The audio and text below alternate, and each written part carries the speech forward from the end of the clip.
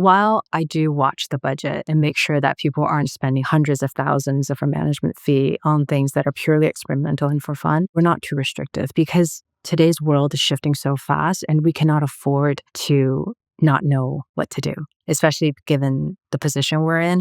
We are the technical partner that our corporate LPs turn to when they're looking at building out a new solution. We can't say, oh, we don't know. We didn't want to spend too many API tokens and run this experiment overnight. But that being one way, I do think token maxing, as you two have obviously heard through many conversations, I think that's not the right metrics to measure performance of an individual.